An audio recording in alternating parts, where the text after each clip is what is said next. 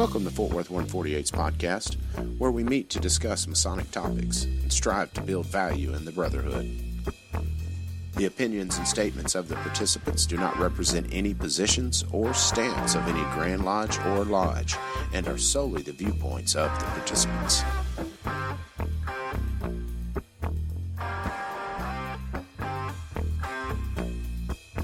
Welcome back to the podcast, brothers. This is Rhit Moore, past master of Fort Worth 148. This is Billy Hamilton, senior warden of Fort Worth 148. This is Gabriel Jagush, junior warden.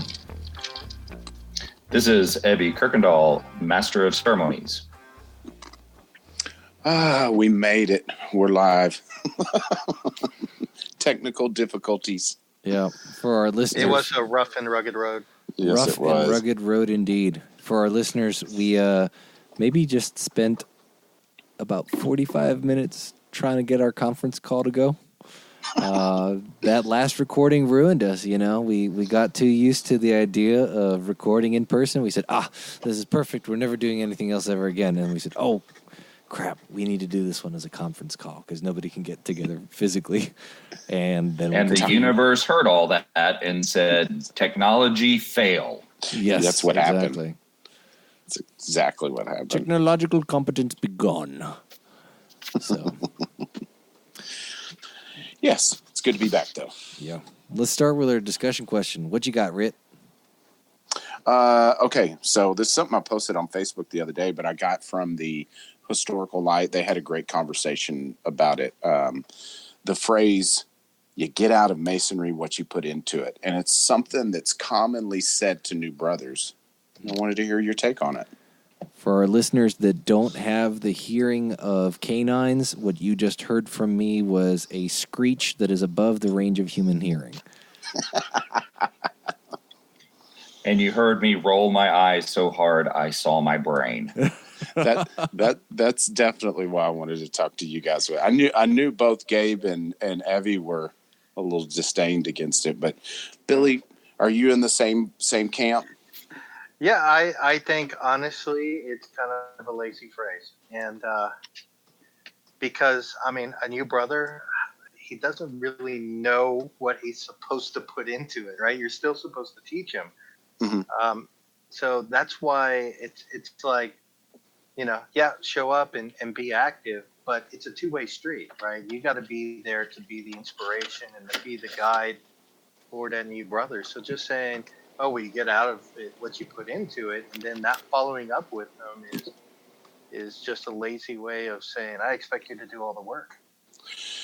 So let me ask you this. Do any of y'all still use the phrase? I've never used it. I think I've used it in the past before I really understood the nuance behind it, because I kind of view it like, like it's one of those YouTube meme videos where you see people going to the gym and doing ridiculous things on machines that they don't know how to use. They have a gym membership, but they don't know what to do. They don't know what to put into it. So that's the way I kind of view it, is that we have to be as mentors and as their Masonic leaders.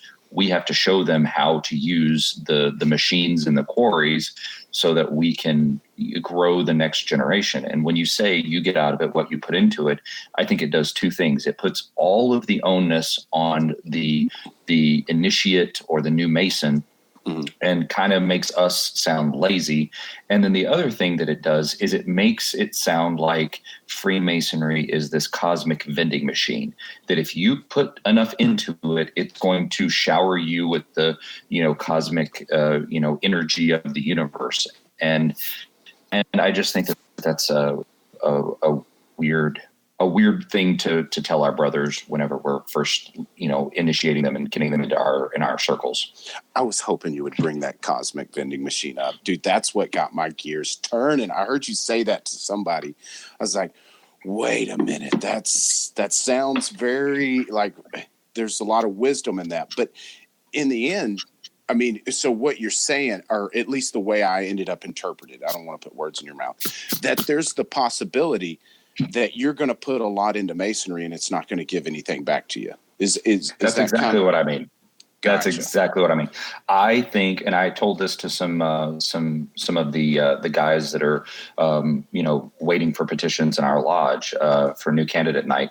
I kind of told them very, very honestly that I don't think that Freemasonry owes you anything. Mm-hmm. Freemasonry as an institution is what I mean. Now, we can expect certain things from our brothers and our brethren.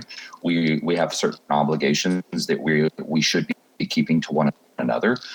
But the institution of Masonry, the thing that you're putting energy into, it doesn't owe you anything. Mm-hmm. Mm-hmm. The things that you're putting forth should be with goodwill, and you should be putting that forth kind of as an investment or without the expectation of some dividend of return.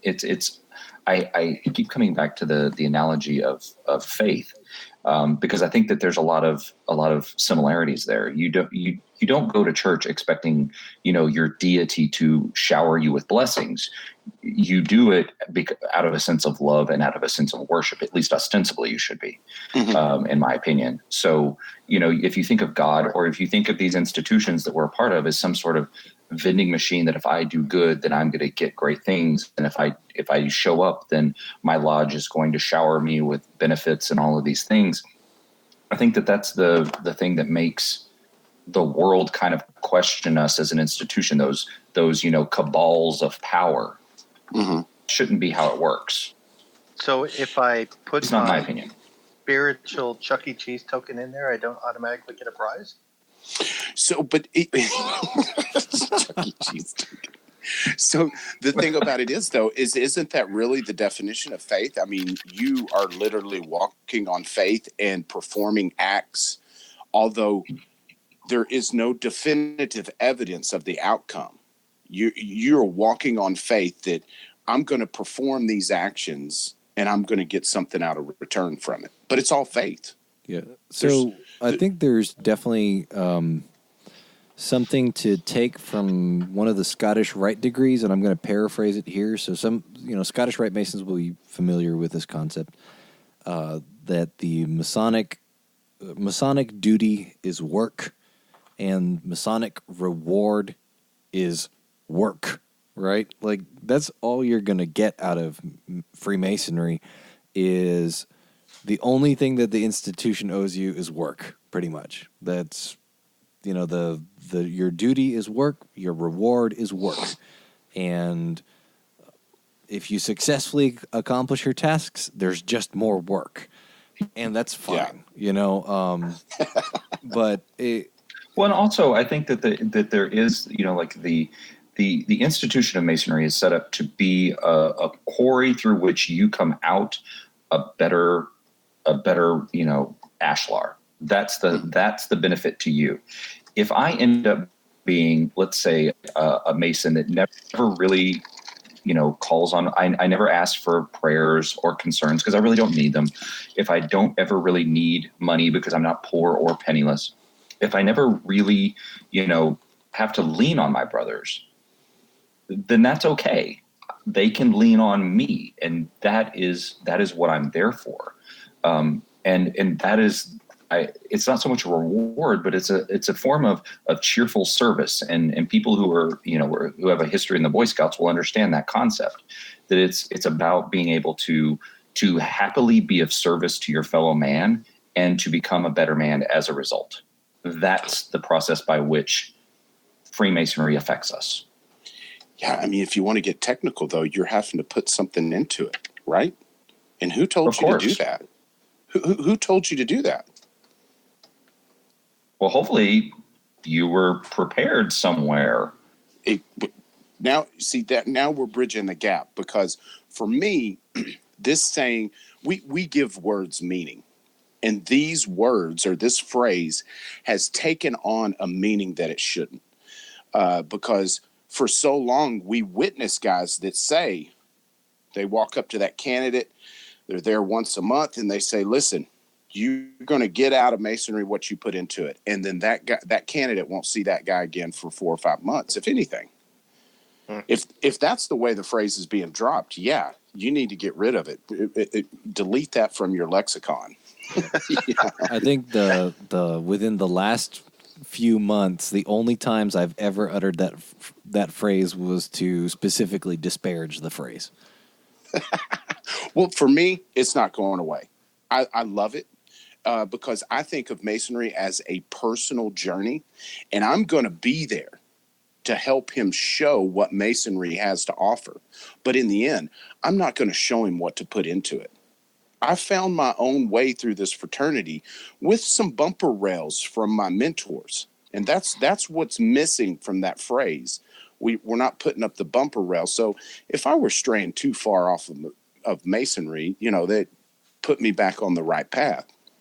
But I found what I love because I just started blindly putting work into Masonry and eventually gravitated towards what I enjoyed. But again, there were brothers there that were kind of, from time to time, pointing me in the correct direction.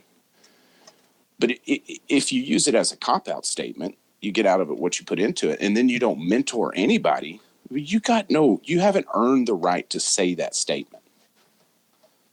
I think that statement, absolutely, if it's being used correctly, has to be put in a very, very large, much larger context. And that it ends up becoming like a cliched catchphrase that brothers tell one another. And like Gabe was saying, you show up and you don't see that brother. Well, you might have said it, Rhit. That you show up and then you don't see that brother for like four months. Yeah. And I think that is the context, that brother is getting something else out of Masonry that might not be necessarily showing up to a stated meeting. They might be doing the new candidate nights. I know we have a past master who's doing our new candidate nights, and he hasn't been to a stated meeting in gosh, how long? I dare to even say. Yeah, it's been a while, to say the least, because he's had other commitments, but he's still been involved. And so he's getting out of it what he's putting into it. But it's a different journey for him than it is for, let's say, Joe, new candidate. And so I think it's the frivolous use of that phrase that I'm more upset about, not the phrase itself. Yeah, I mean, because for me, it highlights the part of this being a personal journey. I'm not going to be able to show you or tell you what you're going to get out of Masonry. We all get something a little different, but I can tell you that if you latch on with the right mentors and you put the work in, you're going to get something out of it. It just, you got to be open-minded. There's a lot of caveats that go with that guarantee, but it's there. If you recognize how valuable it is to sit with World War II vets or study with, men that have, done great things in life, it's a great privilege. So maybe this phrase really, a lot of times the way it's used, it's like I put nothing into this statement, therefore you get nothing out of this statement. And what it really should be is, if you want to be one of those guys that holds this lodge together, find those guys and learn from them. Yeah, exactly. And that's what I loved about the conversation, because Robert Marshall said, I forgot exactly how he said it, but, you get out of Masonry what you put into it, and the lodge gets out of the Mason what they put into the Mason, kind of thing. Right. And I loved it, to where that may be something I add into that phrase. You're going to get out of Masonry what you put into it, but you have to hold us accountable, and communicate with us. So I would say, and I hate to interrupt, but no, go ahead. That applies to Master Masons, because you can absolutely tell a Master Mason, hey, you're a big boy now. You get out of it what you put into it, and the lodge gets out of you what we put into you. We're going to hold you accountable, and you've got to hold us accountable. You can't tell an entered apprentice or a fellow craft, you got to hold us accountable, right? Because they are Masonically, growing and stuff. And Master Masons will still grow, but they are, I don't want to infantilize them, but they are like our children, essentially. They are still feeling all the ropes out, and they don't necessarily know all the rules or who to talk to in the lodge, or have the same level of bond as other Master Masons will have with each other. So I think that with the caveat of, hey, you know, you got to put this, it's a reciprocal relationship. We both have to invest each other. That's okay to tell to Master Masons, but really that's not a phrase, even with the caveats, that's not something that should go anywhere near an entered apprentice or anywhere near a fellowcraft, even with all those conditionals. No, and I understand they're not going to hold us accountable, and that's probably the wrong term to use. But that's the thing I want to emphasize to the new candidate or whoever, that it's not a one-way street. You know, it isn't just you're going to blindly put stuff into Masonry and get stuff out of it. You have to, you know, find those mentors and, you know, reach out to them and latch on to them. You know, because we certainly should be having mentors assigned or whatever, you know, getting guys taught, but you're always going to gravitate towards guys. You know what I mean? You just find that organic bond, and that candidate and EA and all that has to be inspired to make that grow, to make sure that that relationship will be watered when they find it. I'm kind of reminded of the movie City Slickers. It kind of shows my age a little bit, but it reminds me of the character that Jack Palance plays, where he kind of says, you know, life is about this one thing. And everybody kind of spends the movie wondering what that one thing is, because he kind of dies before he tells you. But at the end of the movie, you discover that one thing is going to be different for every single person. And that's kind of the way I feel about Masonry. And I've always felt everybody's going to get something different out of it. And if I tell an entered apprentice or a fellowcraft that you need to put in the time on the catechism, you need to put in the time in ritual, you need to put in the time going to social events. Well, you know, I think that those are wise words to make sure that they are exposed to all the different areas that they could gravitate towards. And then as they grow, they will learn what that thing that motivates them is, and then they'll know what to put into Freemasonry so that they can get out of the journey what they are most prepared or most wanting out of it. Yeah. But I really don't like the way sometimes people use it as a transactional phrase. Like I give you this Masonry and you're going to give me that. That is the anathema to my understanding of that phrase. And that's why I don't think that it's the most perfect phrase to use when we're talking to our new candidates and our new initiates and our most recent, fellowcrafts and such. Yeah. No, it's certainly been one that's taken on a life of its own, because, you know, I can hear it said by certain people and it make me cringe. And then others, you know, you see where it flows into the conversation and makes sense. You know, so if it is something you use, you need to make sure it's well put. Don't just say it to blow hot air. Agreed.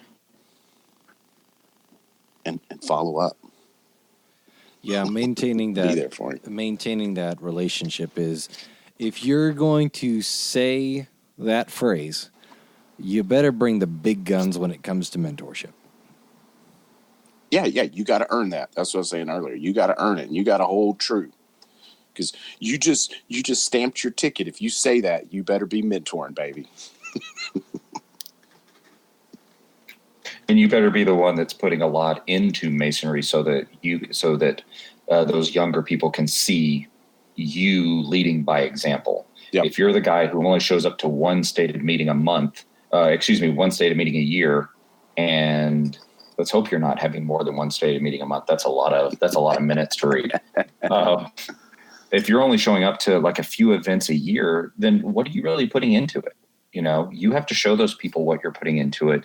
And you also have to be an example of what you're getting out of it, and really being excited about Freemasonry. There are so many people that they come to Lodge and, you know, they're not excited. They're not happy. They're not even, you know, they don't seem as, engaged. And I think that puts that phrase into stark relief. Yep. That's where it took on its life. I knew that would be a long discussion question. I'm okay with that.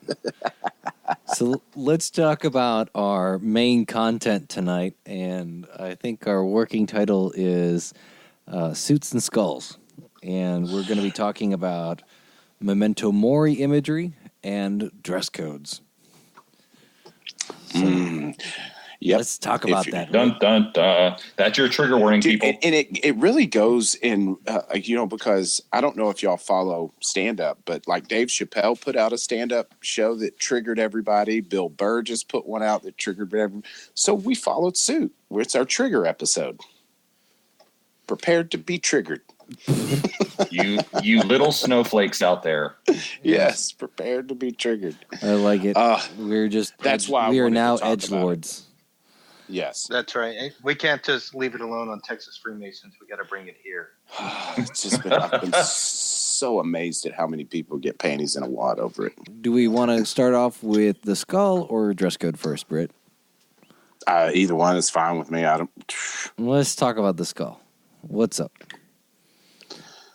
So the skull, is it officially a Masonic symbol? I mean, do you guys know where to point when somebody says the skull's not a symbol? What's your go-to? I would say look at, in the U.S., I would say look at the York Rite. And in outside of the U.S., I would say look at the French Rite, look at the ancient and accepted Scottish Rite, look at, I think, the Swedish Rite. I would have to be fact-checked on that one.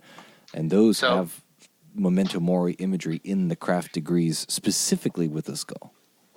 So I would have to say look at, especially if you read Albert Pike's Esoterica, he has full copies of several of the original exposés like Masonry Dissected and Yakin and Boaz. And they talk about having the skull in the lodge room in the very beginning. And that it is a symbol, right? Because it contains the key to the lodge. And that's going back to the early 1700s, right? Because in even the questions and answers were like, what is the key of the lodge? It's a well-healed tongue, right? And it's found within the bone box. And when the candidate used to walk in, there used to be a patch of green grass, and the skull was contained under that patch of green grass, and within it would be the key to the lodge. Really? Okay, see, that's kind of cool. I dig it. Yeah, I'm getting rid of my rock out here with my key in it. The fake rock. I'm going to get a skull. Yeah, actually, and if I remember correctly too, so the candidate, before he was let into the lodge, he was placed, it wasn't quite a chamber of reflection, but he was placed outside the lodge room door and with the skull. And I always thought that was interesting because when you think about it, that means before he's even initiated, the key to the lodge is placed within his grasp, but he doesn't even know to look there, because he doesn't know the secrets yet. He hasn't been through the catechism and the rituals and stuff. So he doesn't even realize that the key to the lodge the whole time was placed there right in front of him from the very beginning.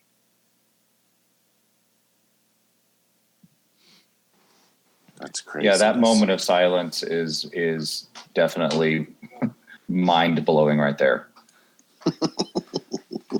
So, we have evidence then in old exposés that, hey, this very much used to be part of craft masonry in different regions, and it's still present in many parts of the world today. So if you are in continental Europe and you are in a lodge there, you're probably going to see some form of memento mori imagery. Just depends on what degree. If you are in Latin America, where the Scottish Rite degrees are more common, that's probably something you're going to see. We have memento mori imagery in the Texas work, but it's not a skull. So I can't elaborate beyond that because it would be a violation of my obligation to be more specific than that. But we do have a form of memento mori imagery in the Texas craft work, but it's not a skull. Are you talking about a certain class of symbols? Yes. Okay. Okay, I got you. Because this was my thing, because I know it's in the, I don't know, is it in the Scottish Rite? Because you mentioned York Rite. Does that make it, is that a strong enough tie to say, hey, this is a Masonic symbol? I know that they expound on the 3 degrees and all that, but, York Rite, Scottish Rite, all that, it's an interpretation of what those craft degrees are about. So wouldn't that make it a York Rite symbol technically? So I am of the opinion, right, and not everybody holds to this opinion, but when Thomas Smith Webb was rewriting the lectures and rewriting the work that was adopted for use in the United States, because Preston wrote all these lectures, and Webb adopted them in the United States and modified them to create new ritual work. He had envisioned a system that was holistic between the Craft Lodge, Royal Arch Chapter, and Commandery of Knights Templar. In his vision, it would all be one system, right? Oh, that's right, because you used to have to go through that. Yes. So my whole thing is that with the addition of council, which came afterwards because of Jeremy Cross, who unified the 2 cryptic degrees, and that's a whole different story. But it used to be that Lodge, Chapter, Commandery was one holistic system. And you still see vestiges of that in the Swedish Rite, for example, or, for example, even in the Scottish Rite, where the Scottish Rite is comprised of 6 bodies, right? You have the Craft Lodge, the Lodge of Perfection, the Chapter Rose-Croix, the Council of Kadosh, and the Consistory, and the 6th body, the Supreme Council. So the York Rite is a 4-body, originally 3-body system. The Scottish Rite is a 6-body system, and both of those can include the Craft Lodge, right? So it is all one Masonic experience. Now, there is a difference between craft experience and high-grade experience, but it's all Masonic, right? If you go to Latin America and you tell these guys who are 18th degree, 30th degree, even the 33rds, right? Because there's not a whole lot of them, right? Or even 32nds. It's pretty rare outside of the U.S. To ever go past the 28th, 30th degree, whatever. There you go to the 18th degree, and you're stuck in a holding pattern for a couple of years. If you tell them that the 30th degree is not part of Masonry, it is an appendant body, they're going to look at you like, you've got 3 heads. What are you talking about, right? Because it's all one system. You look also at another Templar system, like the rectified Scottish Rite, which is, I believe, a 6-degree system, right? So you have the 3 craft degrees, 4/5, and then 6. And you open a Lodge of St. Andrews starting at the 4th degree, but it's still all considered Masonic. So I would say that if it's in the York Rite, then I would say then that is Masonic, because it is originally part of that system. So I'm not even a member of the York Rite. I could buy that, because there is a history of the York Rite and Blue Lodge being extremely connected. But what about those members that point me somewhere in Texas Masonry where it shows that we have included the skull in our fraternity? Because I looked in the Texas Monitor. There's no picture of it. There's no, at least that I could find. Of course, I was just flipping through. It's not in the glossary, not in the index.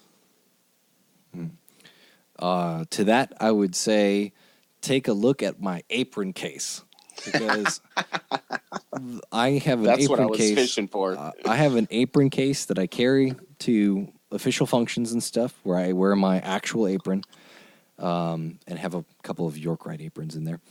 And it's got a seal on the side of it next to my name and lodge number. And that seal is the seal of the Grand Lodge of the Republic of Texas. And there's a big skull and crossbones right in the middle of it. Yeah. I mean, it's right there at Grand Lodge. You walk in the front doors and it's like first thing you see is a skull and crossbones. Yeah. Oh, but no, there's shout out to Carl Hearn, hashtag no skulls in masonry. Yeah, no, I mean, they're everywhere, including in Texas. Yeah. So let me ask you this, because I'm going to jump around on the questions we've got, but it's something that just, I mean, here we are, our Grand Lodge of the Republic of Texas finds the skull and crossbones, such an intriguing Masonic symbol. They put it in their seal. That's a big deal. That's not something that somebody's like, just throw this in there. They thought about that. You know, these guys thought about that. What happened? Where did it go? If I could throw in some conjecture here, originally, right, before there was a whole argument about F and AM, AF and AM, we were AYM. We were Ancient York Masons.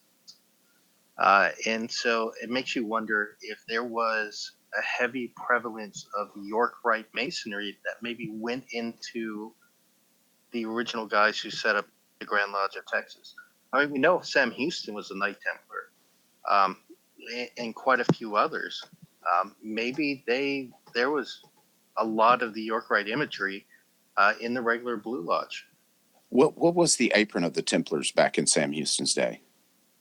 Well, that would have been the black triangular apron with the skull and crossbones on it, and the cross swords. That's so awesome. There's no doubt that's what influenced it. That would make a good paper. Who developed, and if they could find out, because surely there's some kind of documentation on how that thought process, who made it and the thought process behind it. But I guarantee you, if those guys were Knights Templars, especially somebody like Sam Houston, they're staring at these aprons every time they meet. There's no doubt. Well, and go ahead, Evie.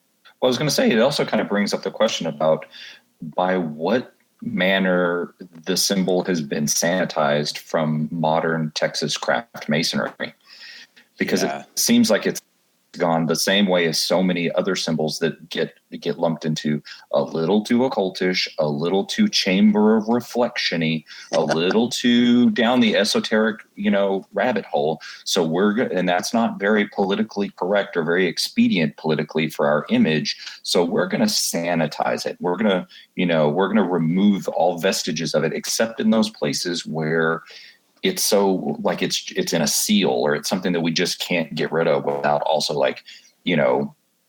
taking, those people like Sam Houston and those ancient aprons and Templars and things of all of that stuff, and just completely like ripping it to shreds and putting it through the Masonic shredder. No, it feels like something like that happened. You for me, that is a major trigger point for me, is how we whitewash our symbols for the public because they ridicule them through ignorance. And we're specifically told how to deal with that in the EA charge. And here we are, it's like, oh, wait a minute, that one's going to be perceived bad by the public. We need to tuck that away. And it's like, that's not how it works, man. And it seems like there has been a intentional removal of a lot of the more esoteric symbols within our esoteric orders.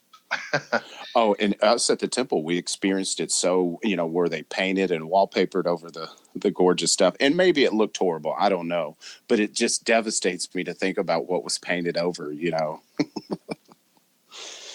It was a little too Egyptian-y. Yeah, but that's lost a lot of beautiful art that way. Yeah. Yeah, there's no Right. doubt. And I found something, that Robert Johnson had posted on Midnight Freemasons, that, they found imagery in ritualistic form in 79 CE. Where was it at? Pompeii? It was the volcano place. They got That would be Pompeii. Yeah. yeah. That'd be Okay. I like your Yeah. technical description of the volcano place. Yeah. But so it's been around forever, and I mean, I know it's different for everybody. Not many things motivate me better than remembering that I'm not going to be here forever. It's a very short, finite amount of time, and Well, you can't hardly. Isn't that where the phrase came from in the beginning? I mean, in antiquity, at least. I mean, isn't there an old story about, Alexander the Great having conquered, many lands, and on his way back to Rome, he has a slave, trotting behind him, constantly repeating "Memento Mori, Alexander, Memento Mori," to make sure that he doesn't get a big head and his ego doesn't overtake him as Caesar. It ends up, kind of as being a way for him to remind himself that he too, the most powerful man in the Roman Empire, is going to die. I think I remember reading or hearing that story at some point. That's interesting. Yeah, I think it was either Alexander or like victorious Roman generals. It was victorious Roman generals, because there was even a name for the slave who would stand behind him. He was called the Auriga. And he was a slave with gladiator status who. Ooh. Yeah. Take a look at a skull, especially a real one, and tell me you don't start thinking some pretty serious thoughts.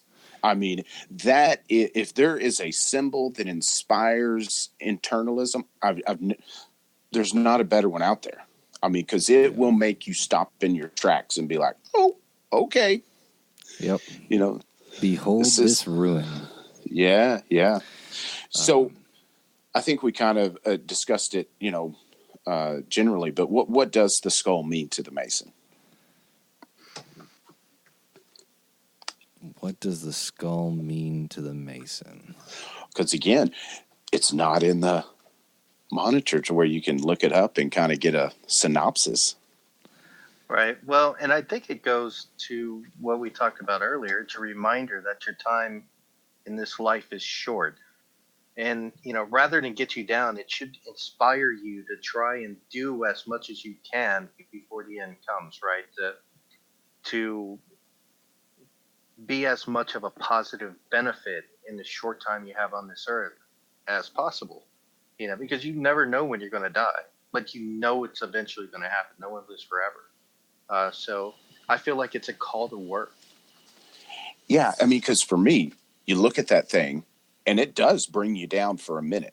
But at some point, you should be reminded that, hey, I'm still alive. I still got time. Set myself to labor. It also seems like it's kind of the linchpin that connects the idea of the fervency of clay to life, because, there's the biblical passage that everybody knows, ashes to ashes, dust to dust. So if from clay we sprang, into it we will turn, then the skull is an absolutely reminder of that our flesh will eventually go away, and all that we will be left with is the ashes that we've left behind. Ooh, I love the tie together to clay. That's one of my very favorite Masonic symbols. So the date. And so when I think of the skull and its meaning to me, it's humility, right? That is the overwhelming experience that I have felt when encountering like a real life human skull. Humility. It is a very leveling experience. It is profoundly sobering. It fills you with reverence, or it fills me with reverence. There's a certain sense of speechlessness that I encountered, and it was not scary. It was calming, but it was humbling. and there was not a whole lot that I could do about it, right? Like, we try to practice humility, right? It's hard to practice humility. The ego is always in the way, and your sense of self is always going to interfere with your ability to be a humble person. No matter who you are, you will still have an ego that has to be removed. But a skull in your presence does that very quickly and in a very strong way that evokes a lot of emotional response. So I'm a practicing Christian now, but prior to my journey towards Christianity, I was a practicing Buddhist for probably a little bit over half a decade. And there's this practice, and I'm probably going to say it wrong because I absorbed my knowledge of Buddhism through books. It's Maranasati, right? And Maranasati is a corpse meditation, right? It's mindfulness of death, and it's kind of supposed to inculcate humility, working towards ego death, and a sense of spiritual urgency.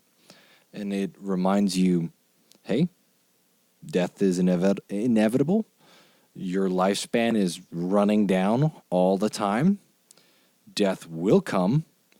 Your life expectancy is uncertain at best. You can die of anything. We're very fragile. Nothing material can help us when we die. All the wealth we've acquired will not help us stop dying. Our loved ones can't keep us away from dying, and our loved ones can't go with us when they die, and our own body betrays us when we die, right? There's a lot of, and those are just a few of the thoughts that are attached to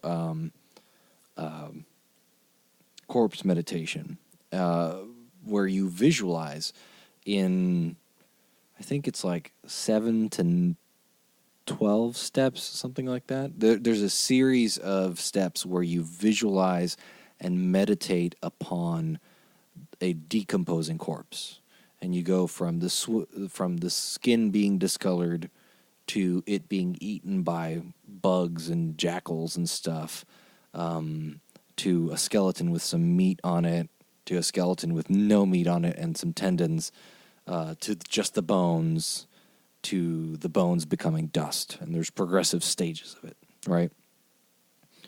And it is a leveling experience. We talk about that undiscovered country. Well, I would imagine that just like when you go to a funeral and you encounter a body, it's a pretty vivid reminder. But a single human skull that was once a person and is totally detached from the physical appearance of a person. I mean, that's some powerful stuff right there. It is. It's a bit unnerving. Yeah. So why do you think it became so controversial? It's scary. People that don't understand how to appreciate symbolism are scared of skulls. Well, what changed, though? Because it wasn't any less scary in Sam Houston's day, and it was much, certainly more prevalent. I mean, it was on their seal, for God's sakes. What I think changed? it also applies to some of the ways. Well, it applies to some of the things that we see in pop culture. I mean, think of the ways that we now relate the skull within our modern culture. We have in distant history, we have like Hamlet, holding the skull to be or not to be as he's going crazy. So it's a symbol of insanity. We see it in symbols of like poison. The skull and crossbones. That's on every poisonous container. And so anytime you see it, and then you see it in every kind of occult, if a movie wants to convey an image of an occult tie, witches, demons, things of that nature, throw a skull into the scene, and every director, it's like, that does it. So, I mean, it's more pop culture baggage than I think it's actual like real baggage. And I think that's what gives it that esoteric baggage that so many in leadership in Masonry are scared of, is that it's connected in so many ways pop culturally to unflattering things that we shouldn't desire to be associated with it, no matter what its history is. So I think that that's erroneous and that we shouldn't be doing that. But I think that that's what's happening. So in a sense, we have Indiana Jones and the Temple of Doom to blame then. Exactly. Well, and I would Onom really, shibab, onom shibab, onom shibab. and I would blame the Morgan affair in a large part to this kind of stuff. It's one of the reasons why the Templars got rid of the aprons and stuff, and yes, that's a good point. The Morgan affair precedes the foundation of the Grand Lodge of Texas, I think. I might be wrong on that one, but it had long-lasting effects that had ripples, and it affected us. Like the Grand Lodge of Vermont folded completely, I think. Yeah, there was a few. And people, Freemasonry almost collapsed in the United States at that time. But we've never really recovered from that because... Yeah, and that makes sense, because could you imagine being a leader at that time, scrambling to do anything you could to keep it in good graces? Yeah. Right. I may have been guilty of putting the skull in the closet back then too, if I thought that would have helped. Yeah. Well, so the Morgan affair happened in 1826. The Grand Lodge of Texas started about 10 years after that, 11 years after that. Right. Which is... So that would have been in the midst of the purge, the Masonic purge that was happening in the United States. True. Well, and when you think about it, it's kind of interesting because while there's some areas, like you said, where entire Grand Lodges were folding up, here in Texas, it's like, no, Masonry's going strong, right? Every it was not a secret, and most of the government officials were members of the fraternity back then. Well, and I think that's also kind of historically the way Texas has always given the finger to what's going on in the rest of the country. I mean, right, that's kind of our thing. The Morgan affair is going on, and us Texas Masons are like, screw you guys, we're going to use this skull no matter what you guys think about it. Yeah. Yes. Well, but then the problem that you have, though, is that the moment we really had an opportunity to change it, we took it out, right? Because even though at the time we said, hey, it doesn't matter to us, we'll do whatever, down the road, it became more convenient to just take it out, right? So that even though we didn't really care at the time, those ripple effects affected our decision-making years down the road. All right. Well, and what's interesting, though, is so the skull and skeletons are... it's not confined to just Freemasonry, though, because I believe the Oddfellows actually use it within their rituals as well. And like you read about Oddfellow halls being, they'll encounter entire bodies of members who leave their body to the Oddfellows Lodge for use in ritual. Yeah, so it's not just confined to Masonry. Yeah. No, I saw that. The Oddfellows skeletons were very popular. Well, and one of the things that I think ties this entire kind of episode together, and I'm not trying to segue out of it, but I think that it is relevant to talk about, is that the skull is the universal equalizer, in that you can't look at someone's skull and know what kind of person they were. Who they were, anything about them. You know that there's a history behind every skull, but we all have one. They all look the same, and you can't tell whether it was a rich man, a poor man, race, religion, creed, anything about them by just looking at that. It is the universal human equalizer, and I think that's one of the profound things about it. Although I definitely will say I recently had an experience where I was in the presence of a human skull, and somebody else looked at the skull and said, "This is a woman's skull," and he was like, and he goes, "Look at it," and he goes, the guy is a surgeon, trained. He's a surgeon, and he was able to say, like, yeah, like if you look at here and here and here, like this was like a middle-aged woman, and I'm like, that's true. Oh my god, this is really strange. For 99.9% of Masons, they wouldn't know. Oh yeah, yeah, they wouldn't be able to tell. Although if you watch like TV shows, like I remember there was a TV show called Bones that the person, the main character would go out and diagnose what was going on by looking at some corpse's bones by age and gender and race and typical features. So maybe it's not entirely true, but it certainly does sound good on a podcast, doesn't it? Yeah, but emblematically, you're not going to be able to tell, right? Because it's true. Yeah, outside of having a specific skill set, you're not going to be able to tell any difference. No, and when you look at that skull, it's hard not to think that's what's inside this skin on my neck. That I got that same thing in here.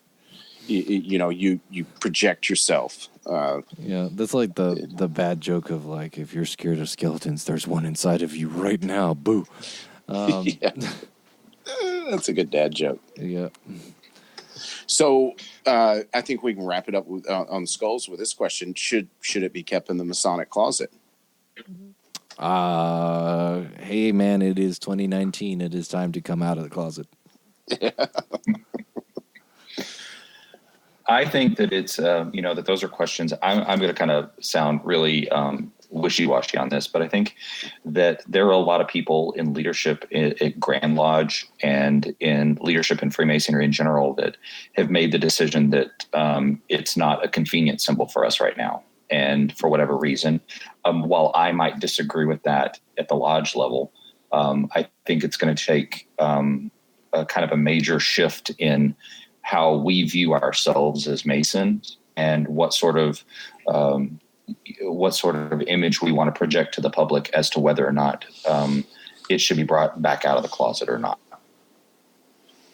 Yeah, no, I think you got a good point there, because as a Mason, anything should be done with taste. It should be done with respect. And there are a lot of guys that like, oh, look at that. That looks cool. I want one. And then when you say, what does that skull mean to a Mason? So there should be some education behind that. Yeah, I was going to say, if, kind of going towards skulls and edgy symbolism and chambers of reflection and stuff, there is some value to the idea of doing something because it's cool. However, that's cool should be a very, very distant motivation. Mm-hmm. Yeah, it certainly shouldn't be the first thing that you think of. It should definitely be down on the list of, it does this, it has this meaning, it teaches the values of this. Oh, and by the way, it's also really freaking cool. Yeah. Yeah, exactly. That's exactly right. So there you have it, folks. And I'm sure we could probably go on way longer about the skull. Oh, we could. But we got to get folks triggered with dress code. So you guys for them or against them? Well, I think when you put it like that, it makes it sound very very triggering. I think that I saw Billy's comments in the Texas Freemason that I think that dress codes are good things. However, I question the persons who's doing it in the situation that we're talking about. And for those listeners who don't really understand what we're talking about or why this is such a hot button issue, the Georgia Grand Lodge voted or decided, I should say, to enact a universal dress code in all lodges. And it has, the nuances kind of irrelevant, but it came down from on high that all lodges are going to obey a dress code. And that blew up on Texas Freemasons. So I think I question the who does it part. I think that if a lodge decides to have a dress code, I think that that's great. I think that when it comes from on high, from the Grandmaster or Grandmaster's edict and that sort of thing, while I would be more than happy to obey it, I I think it would rub a lot of people the wrong way, at least in the state of Texas. So you definitely got wishy-washy. Would you, let me put it to you this way. You know what? Would you vote for one if it came up in your lodge? Yes. So not only would let me be very unequivocal about this and throw down the gauntlet. I'm not only going to say that I would vote for it in my lodge. I would say that yes, Texas does need a dress code, and I think that anybody who's wearing cargo shorts, flip flops, and t-shirts to lodges that are tiled should not be allowed in the lodge by the junior warden. Yep. Now we're talking. Get that wishy-washy out. Come on, Billy. What do you think? You for or against dress codes? Okay. So me personally, as I mentioned as a response in Texas Freemasons, right? I think really I'm against making it something at the Grand Lodge level. However, I am absolutely for each and every lodge making the determination for themselves. And I believe that masters need to be a little bit more involved when it comes to making a decision, right? Because ultimately it's up to the master whether he wants to let someone sit in the lodge as they come dressed, right? Yeah. So again, if they come in with shorts and a ratty t-shirt in flip-flops, if I was the master, I would pull that brother aside, out of earshot of everyone else, right? Because you don't want to embarrass him, but I would say, hey, brother, could you explain to me why you felt it was necessary to come to lodge dressed the way you're dressed? I want to understand what's going on. And I would give him an opportunity to explain the situation, right? If it's, hey, I was on my way back from the beach and I figured, I could make it in time for lodge and I didn't have time to go home. Let the master then make the decision. If he's like, that's cool, then it's cool. And if it's not, we shouldn't be afraid to say, I really appreciate your zeal, brother. However, I think you need to go home and change, and you're more than welcome to come back if you make it before the end of the lodge. Or maybe, next time, perhaps you need to, if you think you're going to stop by, throw a pair of slacks and a polo shirt in your car that you can change into real quick. I think the master needs to really be the one who makes that decision. And so I definitely do not want to see a resolution about it. I would even say putting it in the bylaws is maybe a bit much. But I think we need to be more active as officers and worshipful masters and holding these brothers to account, right? If you have a guy who comes in wearing shorts and a t-shirt and flip-flops one time, well, guess what? He's going to do that now whenever he feels like it. And if that's the image you want to convey when you have a visitor come to your lodge, be prepared for that to be the outcome. Yeah, I think we can kind of combine another question down here, because I had a question about who should enforce a dress code if one comes up, and I had the option of Grand Lodge, or the brothers. And for me, that's where it falls into place, because I'm pro dress code, and I'll go into, because that's a blanket statement. Because I am a believer of dress codes are set by the lodge and the brothers, but it's not something that goes in the bylaws. It's not something that goes in a Grand Lodge resolution. It's something that all the brothers agree on and know. It's kind of like walking between the altar and the east. If somebody does that, somebody's going to correct them real quick. Well, it should be the same thing if they come in wearing flip-flops and stuff. And it shouldn't be, what in the hell are you doing, brother? Just like you said, give them an opportunity to explain themselves, or not even explain themselves, just to, present their case. And then you let them know. Because we've run into that at our lodge, and I've seen a master in the past take the guy aside and tell him, hey, look, and this was even after lodge. He let him come in and sit, but he didn't like what he was wearing. So he talked to him afterwards. That guy's never came back. I mean, he's wearing usually a jacket and, sports coat or something. But if not, it's a good looking shirt and pants and boots or whatever. Right. It was that easy. Yeah. I mean, I personally hold myself to a certain dress code when I go to lodge, especially if I'm visiting another lodge. It is a suit minimum, but that is my personal decision, right? I'm not going to force that on anybody else. But I feel like if it's something that's important to you, just like going to church, if church is important for you, you try to show up with respectful attire. I feel lodge should be the exact same. So you would say you personally have a code for how you dress. Right, but I'm not going to force everyone else to live by my code, but that is my personal standard. Exactly. So you just flip that thing and it turns it back on the Mason. So instead of a dress code, you should have a code for how you dress. Yes. Well, I would push back just a little bit on all of that.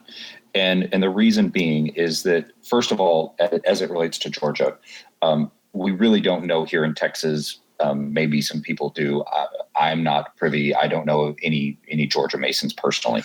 So I don't know what the context of what was going on in lodges across Georgia that precipitated the Grand Master of Georgia, issuing this statement. So for all we know, they could be coming in swimsuits and flip-flops and tank tops.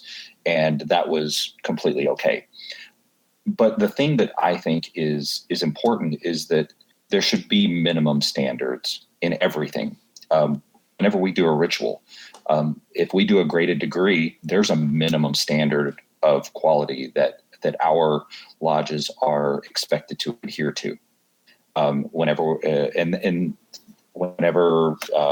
Whenever anything is established, there's always a minimum standard, and that's all there is to it. And if a brother wants to exceed a minimum standard by, if a lodge decides that it's, dress casual, khakis and a polo shirt is the minimum standard, no open-toed shoes. If a brother wants to come in a suit and tie, or, in a tuxedo and top hat, or what have you, those are standards that you can go above. But the minimum standard, I think, needs to be consistent. There needs to be a consistent understanding in a lodge about what is acceptable and what is not. And see, here you've hit what is a sticking point for me, that we have initiated men that don't understand that minimum standard. Because before you ever set in lodge, your culture that you're brought up in sets those minimum standards for dress. We have them. I mean, they're specific to every area, Texas, whatever it may be, even down to the city. You know what the minimum standard of dress is. And if we're initiating guys that think it's okay to wear flip-flops and stuff to a tiled meeting is something that is special to someone, we've done a disservice somewhere along the way. I would agree completely. Well, and that's because they're being initiated by guys that think that flip-flops are okay to wear at a tiled meeting. Yeah, and we keep using that extreme of flip-flops because... But the fact is, though, that not too long ago, there was a picture that was shared. It was taken at an installation of a lodge in Texas, where the worshipful master-elect showed up to his own installation in a T-shirt, short shorts, and flip-flops. So this is a real thing. It happens. And that's the extreme I'm talking about. It is the extreme, and you don't see it, but I've been to lodge plenty of times and seen cargo shorts, and I've seen flip-flops, I've seen T-shirts. I've been to plenty of functions where a T-shirt and jeans was kind of almost the standard dress. All right. I've been to a degree where two of the officers were wearing shorts and a T-shirt. Yeah, and see, that's the kind of stuff to where we've done the disservice, because I think most all self-respecting Masons would agree that what's going on in our lodge deserves more than shorts and flip-flops. See, now what you've gone and said is that the people that disagree are not self-respecting. But no, so my whole stance on this thing is, I'm not saying we should be like the rest of the world. However, there are real standards to Freemasonry that exist elsewhere in the world where they have higher standards for the candidates in general, higher standards for the lodge experience in general, and higher standards for Masonic education and mentorship in general, where there is a dress code minimum. It is a dark suit. Pretty much everywhere else in the world, your minimum dress standard is going to be some form of dark suit, usually with dark gray pants or black pants. Just kind of depends on what you're wearing. And when I talk to brethren, I have had people from non-U.S. jurisdictions ask me, "Is it true that you guys don't have to wear a suit? Is it true that you can wear a polo and slacks?" And I said, "Yeah, I've seen people wear t-shirt and shorts," and they were horrified. Yeah. I've got a family member who's a Mason down in Latin America, and he said he was stunned to find out that this was common in the U.S. Right. And I think it's not unfair to ask for the edict from Georgia, for example. I think it's totally reasonable, and it's not unfair to ask for the bare minimum standard of a collared shirt and for long pants, because it's like asking toddlers to get dressed for school. Is when I look at that edict and I look at the dress standards that have been set de facto in the United States, and I look at Masonry everywhere else in the world, I feel like we are poorly dressed high schoolers attending prom for the first time at best. Right. Well, so even here in the United States, there are some areas where the dress code is very formal. So when I was in Philadelphia, I sat in Lodge Number 2 during the stated meeting where they celebrated the 260th anniversary of the lodge. And the district deputy grand master came in to deliver a message, and he brought with him all of the worshipful masters and senior and junior wardens for the entire district. And they marched in, and every single one of the worshipful masters and a fair number of the wardens were wearing a tuxedo with tails. And every single one of them had on gloves. And when I asked afterward, it was like, yeah, it's a requirement that before you sit in the East, you have a tuxedo with tails. And that is what you preside in. When I was in Manhattan and I sat in La Union Française, I sat in their lodge during an EA degree. I was in a black suit and I still felt underdressed because they take it seriously. Yep. So I'm going to push back on that in a minute when I talk about my interpretation. But yeah. What were your guys' initial thoughts when y'all saw that edict come out from Georgia? I was thrilled. I thought it was a great move. Billy?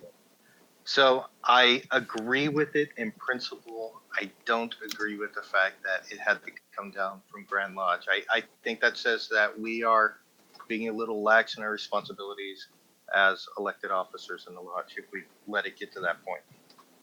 Evve?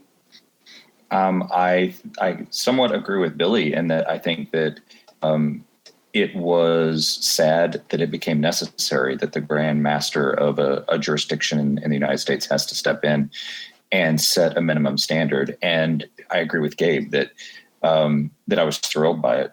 I think it's such a fantastic precedent that I hope other jurisdictions that have similar dress code issues follow. Yeah. To clarify, I'm not saying that we should have a dress code solely to have a dress code. And I'm not thrilled that they were in such a situation in the first place. What I am thrilled about is that a real need was noticed to fix an issue which has been ongoing and then fix it, and even if it had to come down from the Grand Master, and I know you don't like top-down leadership. Yeah, but did it fix it? I don't know. Exactly. They made an edict. But what happens now, though, is there is a real codified example of something that somebody goes, well, I don't see why I should have to do this. And then you say, because it's the law. And there's not a question about it. There is no discussion. End of story. You say, hey, listen, it's just like, we have in Texas, we have Title V, right? Masonic offenses, things you can't do. Why can't I do that? Because it's a Masonic offense. End of story, right? Why do I have to close, why do I have to close lodge in this specific way? Because it's the law. End of story, right? And there comes a certain point where it becomes more expedient and more useful to just point at the bylaws of a lodge or point at the constitution of a Grand Lodge and say, listen, buddy, you don't get a choice, and neither do I. That's the law. So I could agree. If it hits DEFCON 5 and this guy's just not listening to reason, you're going to have to point at the law book. Well, and that's why Grand Master's Edict comes out, because it gets to the point of people just not listening to reason. And will they listen to it then? If they're not listening to somebody, if they don't listen to counsel, if they don't listen to it, then they get charges filed on them. Yeah, well, actually, and that's the question I have for you, Rhit, as a former DDGM. If the Grand Master comes out with this edict and someone still shows up, what happens? What is the consequence? Yeah, well, the way it stands in Texas now is somebody would have to file charges on him if they wanted to do anything about it. If it came to that point to where they were habitually doing it or something, thumbing their nose, that it would be a mechanism to get them pushed out of the fraternity, which, that's a horrible, horrible process. It's just no good for a lodge. But, my initial thought was, oh, Lord, my first thought was, how many people are wearing flip-flops in Georgia? Mm-hmm. Which, if you really think about it, it's probably the same here in Texas. Yes. That's why it was scary, because it was very close to home. Yeah. And that's the thing, is that it just really stirs something in my soul to think that we have men in the fraternity that won't listen to the wise counsel of their brothers, and that it takes a law. To me, I feel like we're skipping nobody wants to have those hard conversations. So now I don't have to have that heart to heart with you. I can just say, look, buddy, it's against the law. Yeah.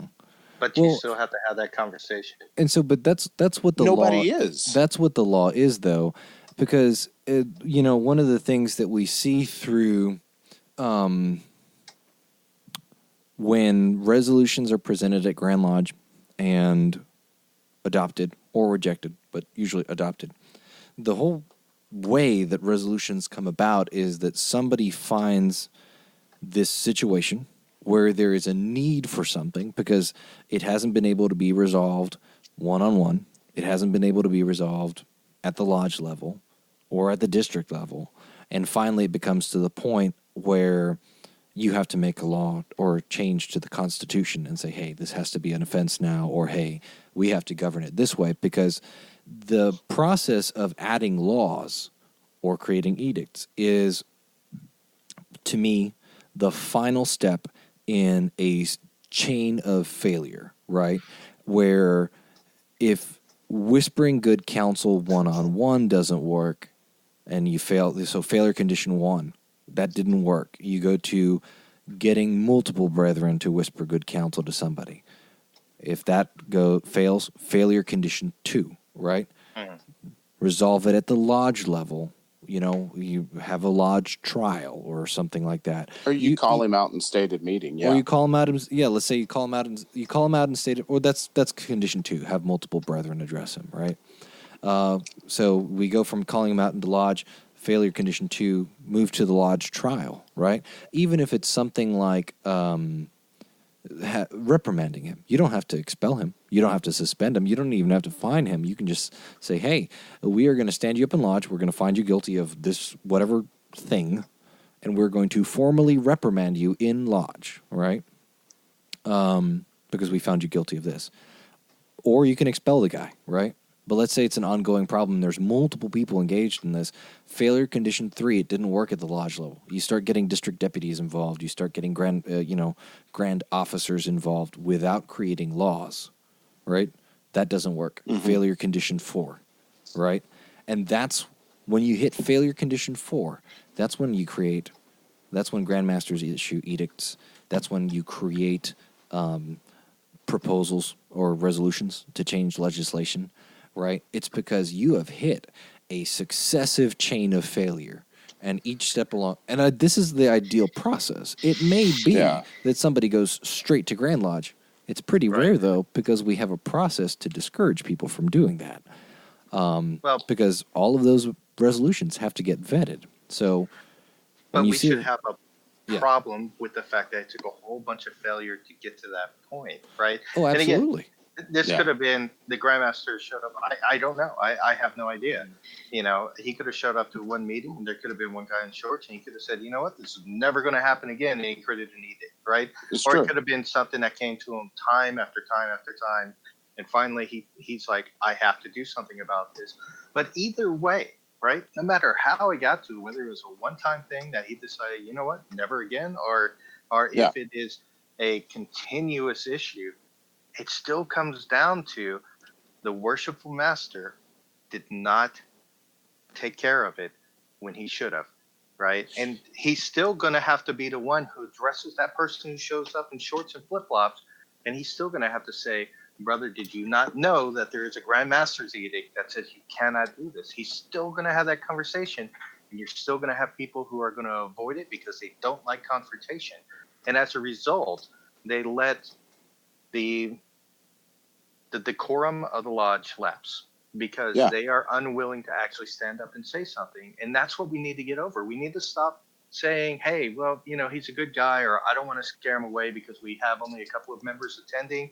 We need to start having these difficult conversations at all levels for all sorts of topics, that if we want better, we need to start demanding better of others and ourselves, and masters are going to have to start setting down some basic rules and say, look, here's a bare minimum, just like you talked about, right? You know, here's a bare minimum. Here's where it is. If you can't meet that bare minimum, then I'm sorry, you're going to have to go somewhere else, and we really want you to come back. But here's where we are. That's precisely where I'm coming from, and why I just don't like top down. I like bottom up, because I've had the situation to where I went one-on-one with a brother that was causing trouble in our lodge years ago. Didn't stop. A bunch of us took him out, and we went and had some beers and talked to him. Thought we got through to him. Didn't stop. I went to him and said, it's time for you to pack up and leave this lodge. And he left. And it was over. And I didn't have to file charges. I didn't have to make a resolution. We took care of it as a lodge. That guy knew full well he was no longer welcome there. Right. Yeah. And that works in some cases. And I think it works very well in our case, where our lodge has experience dealing with these kinds of personality issues in that manner. But it also takes strong characters and you're describing a Mason to me. It takes but it takes fortitude that not every Mason is willing to display. And so if you have a worshipful master that lets himself get steamrolled, and we all know at least one, he's not going to have that conversation. And ultimately, even if it's, your senior warden comes up to the brother in question and says, hey, you have to go fix this. Like, you can't be coming into lodge wearing a Speedo, right? Whatever. Yeah. Or a past master comes up to him and says that. It doesn't mean as much from the worship, if it's not from the worshipful master, because he is the voice of the lodge, right? Well, and if he doesn't address an issue, he's giving tacit approval to it. Yes, that's exactly right. He is giving tacit approval. And that's where I would like to see the men that should be having those hard conversations mentored and taught how to do it. Because, dude, I was 25 years old. I'd never dreamed of having those kind of conversations, but I knew it was important, and it had to happen. So, I'll just bite the bullet, make it happen. I get it. Some guys don't have that same, they've got their other expertise, but they could latch on to a guy that could teach them how to do it. Right. Well, I think the interesting thing that I think goes on here is that there's a ripple backwards of these things not happening. It's not like that one worshipful master didn't point this out. It's not like two worshipful masters in a row didn't point this out. This is a ripple backwards through the history of a lodge that facilitates this standard progressively getting lower and lower and lower. And so the people who are coming into the lodge and who are being initiated, generation of new members after generation of new members after generation of new members, begin to accept that the standard is this. And so when a Grand Master issues an edict like this, it really ticks a lot of people off, because the standard has been so low for so long that no one really agrees with it, and it becomes this very punitive top-down action. So I think that it's important that we recognize that we're talking about these things, and that we make sure that in our individual lodges, whatever our standard for our individual lodges might be. And I'm not suggesting that every lodge should be the same, because that takes away the character of every lodge. Mm-hmm.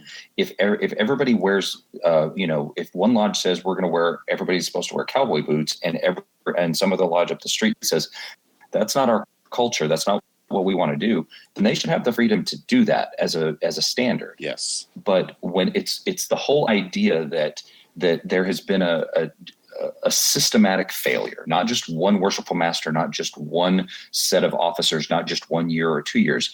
It's decades of bad leadership in a lodge that leads to these sorts of problems. And that's, I think, firing people up online right now. Right. Yeah, you're hitting the nail on the head, because if you're a new guy walking into a lodge, there's cobwebs in the corner, the ritual's done poorly, the bathroom hasn't been cleaned in 50 years, you kind of feel comfortable wearing shorts up there. You're like, what? These guys really don't care much about what's going on. Shorts are okay. It's a passive approval of that. It's easy to understand. But if you walk into, a good example is Hillcrest. You walk into their lodge, it's real clean, it's been redone. You don't feel right wearing shorts in that lodge. You wouldn't. Yep. So there again, it's kind of a two-way thing, on that dress code deal. But again, I would love to see like a Grand Master of Georgia, because you got a great point. The edict all of a sudden says, hey, this is our new standard. But it seems like there could be a more Masonic way of doing that, of, hey, here's my address, and I'm going to go on a campaign of showing Masons we got to do better. Yeah. Right. Well, and hopefully, and maybe that happened. We don't, we're just seeing this as a isolated incident. This is just we're not seeing the whole context. Yeah. No. Well, and also though, when you have, I'm a big supporter of the idea. I don't know if I'm a big believer in the idea, but I'm a big supporter in the idea of leadership by example. But to a certain extent, there also comes the point where you have to say, hey, leading by example has failed, right? Yeah. And people won't listen at all, right? And so there's a certain point where the masses can be wrong.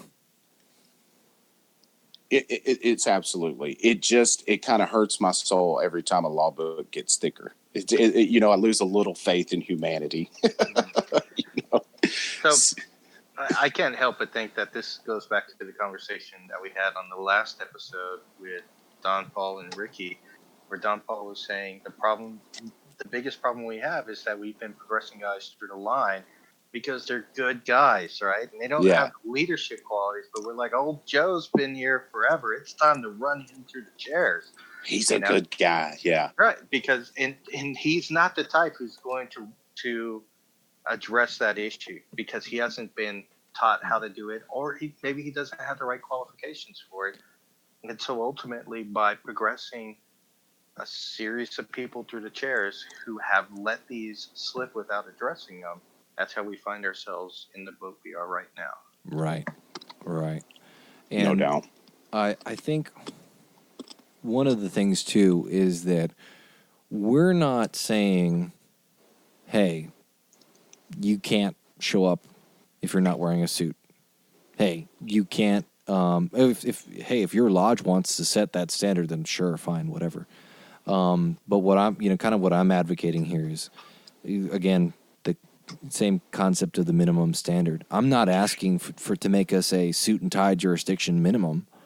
I'm not asking for us to be tuxedos or anything like that. I'm just saying, listen, man, let's just at a minimum require collared shirts or something. Just a polo. A polo's a collared shirt. You can wear that, Well, let's talk about, I'm not saying you have to wear slacks at a minimum. Just jeans. Wear your nice jeans, And I think, I hope everybody understands that up to this point, we've been kind of talking about that extreme of flip-flops and shorts. Yeah. I want to get into the other nuances of it here in a minute, but at this point, that's really what we're arguing. Yeah. Just summer shorts and flip-flops, no good. And something also to point out is that we've mentioned the concept of poor leadership in relation to this subject. We're not saying that if your lodge has a more casual dress code, de facto or set by rules, we're not saying that if your lodge has a casual dress code that you have bad leadership. That's not it at all. There are many lodges that have casual dress codes or functionally casual dress codes that have great leadership. However, there's a certain point in time where you hit the way that Masons approach the way they care for themselves within the lodge environment that is very much a symptom of poor leadership, and it's not the only symptom, right? So if you're, if you want to run a Hawaiian beach lodge and you're doing a great job of it and you're really taking care of your members and you're taking care of the lodge building and you're running a great organization, and your dress code is, hey, we show up to meetings in Hawaiian dress shirt, Hawaiian shirts, shorts, and flip-flops. I mean, it's a novelty, I guess, but it's done with intent. And one of the things that we're pushing here is it's not that you're dressing fancy just to dress fancy. It is because you are being mindful of your environment and you are behaving with intent, right? Well, and I think I'm going to argue in a minute that's a cultural thing. Well, I think it all boils down to if there is an obvious problem in your lodge and everyone just year after year, everyone lets it happen. That's when you have the failure of leadership. Yeah. You can't point to 1 year. That's the whole thing about the dirty toilets and the dusty ceiling and the yellow cigarette stain smokes from 1942. Right. It just shows a lack of. I would also argue that if you have a dress code problem and you have and when I say the problematic extreme, that it's not a cultural thing. It's not you're in Corpus Christi, Texas, and you guys have a beach lodge and you guys, wear beach clothing as a standard with a Hawaiian shirt or whatever that standard is that Gabe just gave. I think that's kind of cool. But I think that we're talking about here is that this is a dress code is the canary in the coal mine for a lodge, in my opinion. If that's going wrong and you're having problems, chances are there are a lot of other problems that the dress code just is the tip of the iceberg of. I love that analogy. Yes, canary in the coal mine. So, yeah, that's right. Because dress does have a way of showing your enthusiasm. So, Rhit, argue with me. Tell me about cultural things and why I'm wrong. Well, I want to get into that here in a minute. I've got questions that actually will lead me back to that because I wanted to touch on the social media thing real quick because we've went over how it's just gone off the rails on social media and it's just so toxic. But do you guys think that it's even useful discussing that on social media? At this point, I think we're talking about we talk a lot about dead horses and beating them. Yes. This is not a dead horse, but it's similar, right? But it's not a dead horse. It is something that within certain avenues of social media is now being brought up deliberately to agitate and cause disharmony. by Yeah. both individuals that are for dress codes and individuals that are against dress codes. It is now a subject that, at least in our experience, which, you know, hey, if you're not a member of several different Masonic forums that we're all members of, you may not have seen this, and be grateful for it. But it is being brought up on multiple avenues that I'm a member of as something that is just there to cause arguments and agitation and strife. Well, and it's annoying as hell. I see it kind of as a reflection of the wider trend that's happening in social media, in that, you know, like when you see political posts, it's no longer about dialogue. It's about intentionally causing an argument. And that's what this seems to be. It's people, clickbait. Yeah, they post it, and it never has a solution, or it never wants to have an actual genuine dialogue about the issue. It's always just poking the bear, right? You know. Yeah, if not straight out demeaning. Right, and so it's almost like, you know, I've gotten to the point to where now I ignore anything I see with the political party on it, because it's like, you know what? It's not even looking for information. It's just trying to agitate. Like you said, I feel the same way now about all the dress code stuff that I see on Facebook. You know, it's the same exact thing. It's not looking for an answer. It's just trying to stir up some trouble. No, and that's and I'm the. Sorry, go ahead, Rhit. No. Well, I was going to say that I think that a lot of these topics that we're talking about, dress code is now becoming one of them. It's just a proxy for us, for certain people, and we all see them, where instead of it going to finding a solution to Billy's point, it goes to, well, what about gays in Freemasonry? What about women in Freemasonry? What about the UGLE letting transgender folks in Freemasonry? It becomes a proxy for these other subjects that are just bitter and divisive. And in fact, I was, before the episode, I was going through the thread on the Texan Freemason Facebook page, where all of this kind of blew up and DEF CON 1 was achieved. And that is exactly what happened. It became, let's talk about the dress code. Let's talk about the different nuances of this argument, and the different sides and the different positions that everybody has, whether it's Rhit's position or mine or Gabe's or Billy's. And they were started off pretty nuanced. And then it's like gays, transgender, racism, you know, socioeconomic discrimination. I mean, it's just a proxy for all of these other subjects that people are upset about. Well, and it didn't take long for the discussion to devolve in the comments into an actual argument about whether or not Muslims should be allowed to become Masons in Texas. Like that was not a proxy argument. That dumb discussion ended up devolving into a religious intolerance issue. Oh, and that's my point. Is it starts off clothes and in dress code, and it ends up being, should we have Qurans on the altar? Yeah, and it's just it's exactly what Billy was talking about. It's toxic, and it's about certain people wanting to troll the group. And to be honest, while we hope that these people are Masons, we don't know for sure that every person that we're talking to on the Texas Freemasons Facebook page is actually a Mason. So, I mean, we have to keep that into consideration too. No, and don't feed the trolls. That's the whole reason I wanted to bring it up, is because by now, if you've been on social media for more than 10 minutes, you should be able to identify somebody who's triggered. They're just spitting nonsense. Don't engage that. If they put some kind of nonsense about how you can't initiate a Muslim, or even when you tell him you can, he's not going to initiate a Muslim. There's no reason to cast pearls here. You know, just get over it and move on, you know, because I think we really can have good discussions about it on social media and share different ideas and how we came to things. But when you see a post that is obviously clickbait, you know, to get people triggered, scroll on by.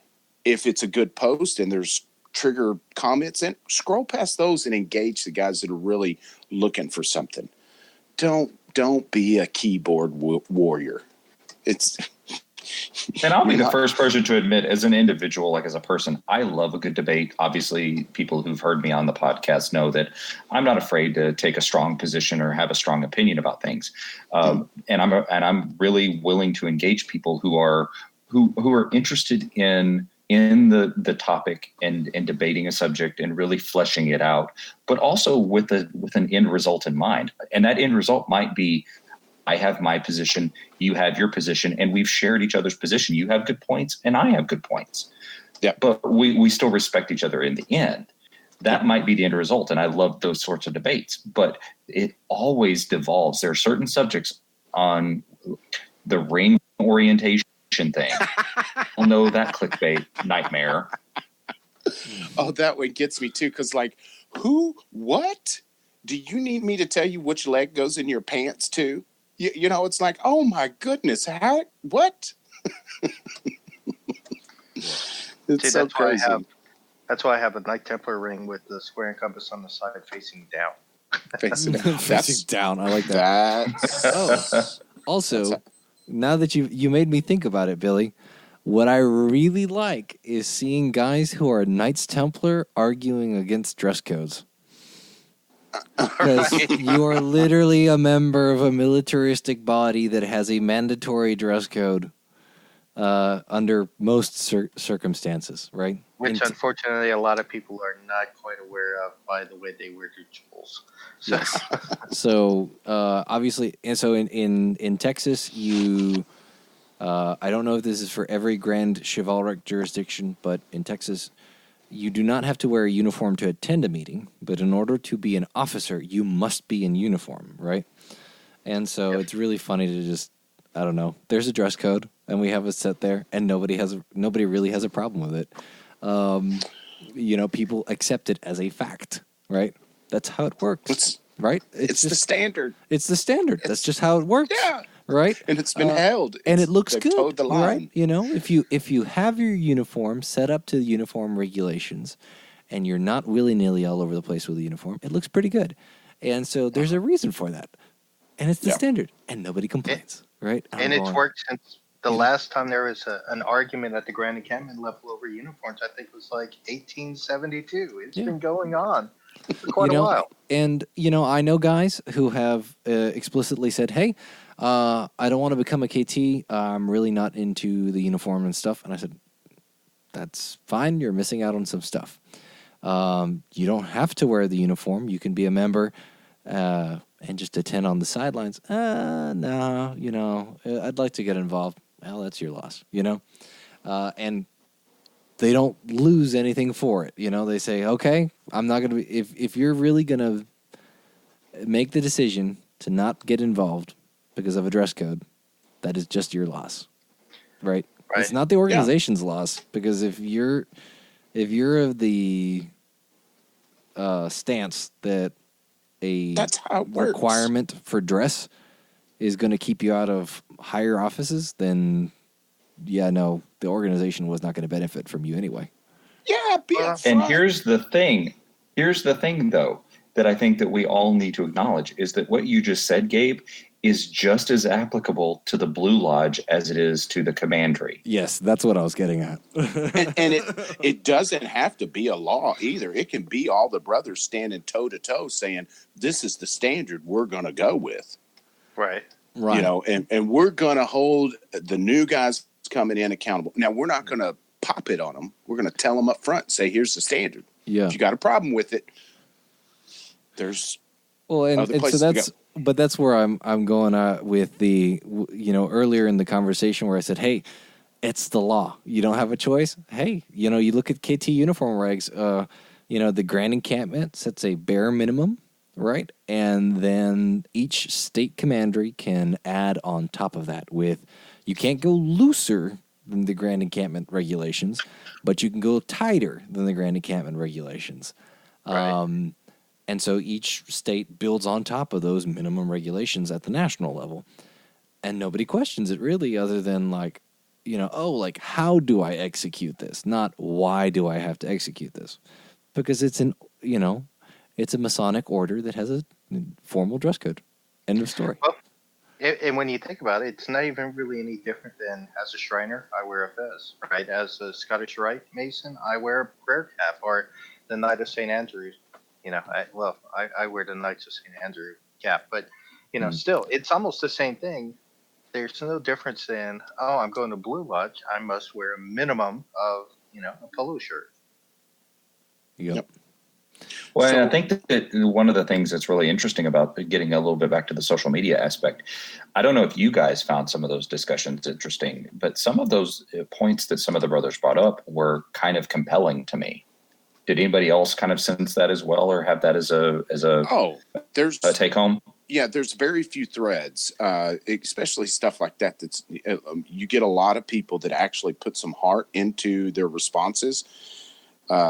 But those threads in particular, I always find a brother on there. It's like, oh man, I want to say something, but I don't want to be getting notifications for this thread. I want to tell him, that well said, kind of thing. And it's like, no, I'm not even going to thumbs up this one. Yeah. Sometimes it's just not worth it, No, blowing your phone up. But yeah, there's always somebody adding reason into that stir pot. And I just don't want to see them get frustrated and I'm leaving kind of thing. Just wait and engage with the guys you want to engage with. Don't take the clickbait. Another one I want to talk about is internal versus external. That's like the poster. That's actually one of the subjects that I was talking about when I said that there were some really interesting things that was said about that. I have some thoughts on it, but I want to hear your guys' thoughts. Well, the thing that I always hear people say is that, they refer to it's not internal, external, this clothes have nothing to do with the man, so we shouldn't even take that into consideration.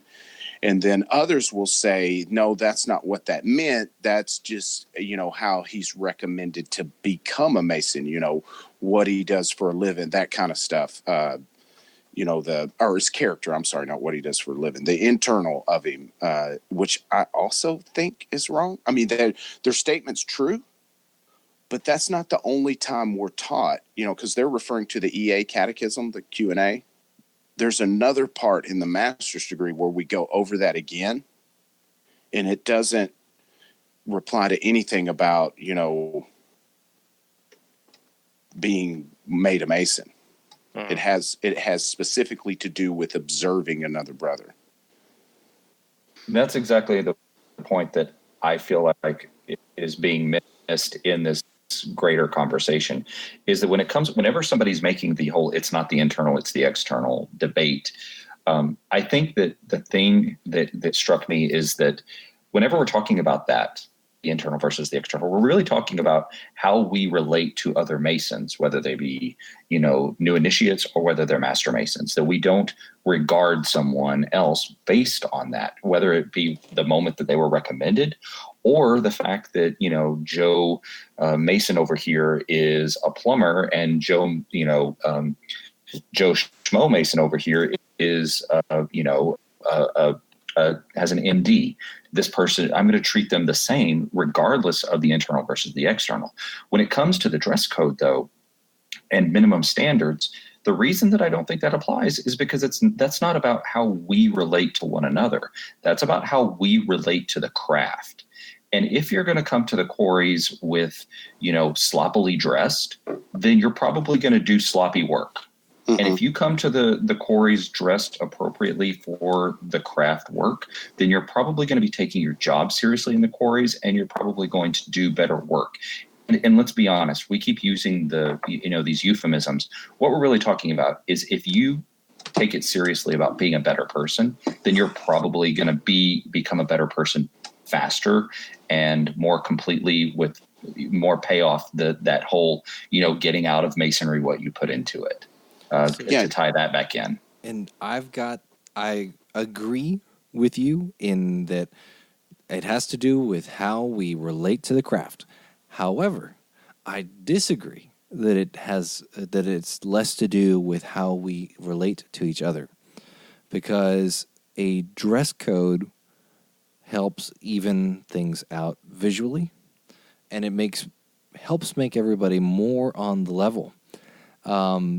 Like I said earlier, most of my family is from Latin America, and there it is more common than it is not for schools to have a uniform, not just a dress code, but like, hey, when your kid starts attending the school, they have to wear a white shirt with this specific tie and this shade of blue pants or whatever, right? And all the kids are dressed the same.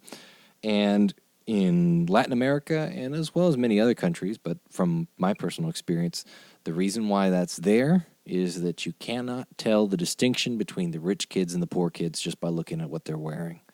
They're all dressed the same, and at first glance, and at second glance, and even at third glance, most suits that are done with a minimum of tailoring are going to look pretty similar. And so you're not going to tell whether somebody is, a doctor, retired, a public school teacher, a janitor, whatever. You can run the whole gamut of professions, and you would not be able to tell, realistically speaking. And it's one of the reasons why a lot of jurisdictions have gloves as a dress code, because you can't see gold rings and you can't see calluses on your hands. You can't tell who doesn't work with their hands and who does work with their hands. So I think there's a very real consequence to how we relate to each other with the uniformity that a dress code can bring. I definitely think that is a great side effect of that. But what I mean by that is, whenever I'm saying that, is that that's not whenever we talk about those things, we're really talking about, as it relates to a dress code. Yes, there is a certain amount of interrelation that between brothers that is affected by a dress code or by how one dresses. I think that we get into that dangerous kind of nebulous top-down concern when we talk about those sorts of like school dress codes, where everybody's kind of dressing down to the minimum standard as the standard, as opposed to having a minimum standard and allowing people to dress however they want, at or above that standard. Oh yeah, no, I'm with you on that. I'm just saying that that's one of the benefits of having more of a dress code. Is hashtag go ahead, Billy. Yeah. So for me, right, and Rhit and I kind of went back and forth about this earlier today. When I hear someone say, well, it's the internal, not the external. Okay.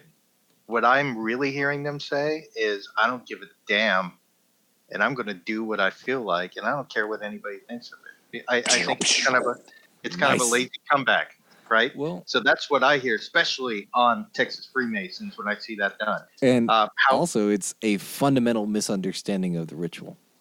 Well, and so that's my second point is yes, they go back to the EA Catechism, but that's in regard to the qualifications to become a Mason.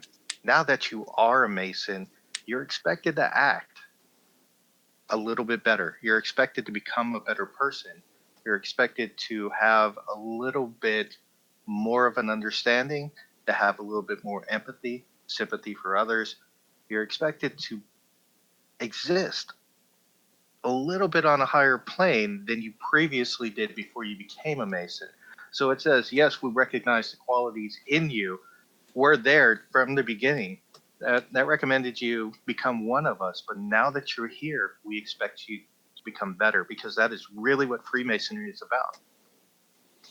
Yep. Is fashion at its core, especially in America, not a version of expression of yourself? I mean, how we dress, doesn't that, culturally, you name it, status, everything. There's a way you can do certain things and certain clothes you can wear that can put you in categories. And that's a fact of life. And it's, especially in America, become a way to express who you are. You get a funky hairdo or you're clean cut. All of those things say something about the person. Mm-hmm. So for me, there is a glimmer of the internal being reflected through what you're putting on. I mean, how could it not be? Because I don't care. In the end, as a Mason, we're not supposed to care the price of the suit. But if a man is wearing, and I'm going to argue with suit later here in a minute when I argue with Gabe. But if you're just dressing up to the standard, there's something about that. No matter what the cost of the suit is, there's something about that says something about the man's character. Right. Well, I agree with you completely on that. However, I would add that the point of much of what we learn in Freemasonry, and in most people's faiths for that matter, it's about quelling the ego and making that internal need to show yourself and to be, a unique, special little snowflake. It's about ego death. It's about learning to suppress that and to keep your passions within due bounds. And that means that if it's better for your lodge for you not to wear or to look a certain way, to maintain peace and harmony and to be a better man, then that's what needs to happen. Yeah, right. And I think I'm coming more from a standpoint than standing out, of more than fitting in, because that's a fundamental need of being a human, is social intercourse.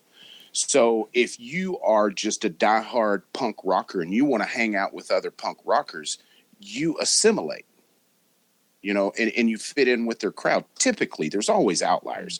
It's the same thing, not from a standpoint of, hey, look at me, although that happens in America, that's another category you put in.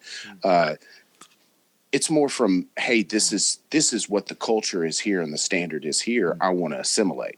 That's funny, actually, that you bring up that you assimilate even to be a punk rocker, because it shows that even when you swear that you are being a nonconformist, you're still conforming. Yeah. Yes. I was also gonna say, like, I'm pretty sure that, I don't know, Evie, do you have a history of being a punk? I feel like you do. I have always been somewhat of a nonconformist. If someone says do this, I'm going to probably not do that. So, and that's just kind of who I am. So, like, but that's all my ego, though. Yeah. So, like, all four of us have some form of contact and history with, whether it's being involved in heavy metal culture or being involved in punk rock culture or other alternative forms of culture that are based on nonconformity. And yet you look at some of the standards that we push and some of the things that we strive for in the fraternity that you might say are conformist or, elitist. I know that, I sometimes feel a little bit out of place in my own skin, just from looking, like, teenage me would look at me now and go, "What are you doing, man?"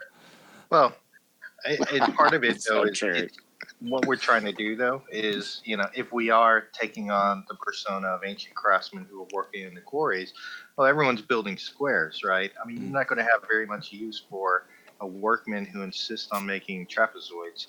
Yeah. Or somebody that brings a beautiful piece of work that is of no conceivable use. Yeah. It's like, that's great, Bob, but that's not what we're doing here. Well, and also, to a certain extent, I am a little bit of the opinion that nowadays in the United States, wearing a suit is one of the most nonconformist things you can do. So there's a quote by a guy called, and I'm gonna screw this up, Alexis de Tocqueville, or Tocqueville. I don't know how you say that, but he was French, and he lived in the 19th century. He was a political thinker and a historian. He's really best known for a book that he wrote called Democracy in America. And there's a great quote from Chapter 3, Part 1, right? Or Part 1, Chapter 3. And this is the quote. "There is, in fact, a manly and legitimate passion for equality that spurs all men to wish to be strong and esteemed. This passion tends to elevate the lesser to the rank of the greater. But one also finds in the human heart a depraved taste for equality, which impels the weak to want to bring the strong down to their level, and which reduces men to preferring equality in servitude to inequality in freedom." So that's my... Wicked. Yeah. But basically, well, and he was talking about during that time. He was actually commenting that entire book, Democracy in America, was his visit to America, and him commenting on what he saw democracy doing as a uniquely American phenomenon.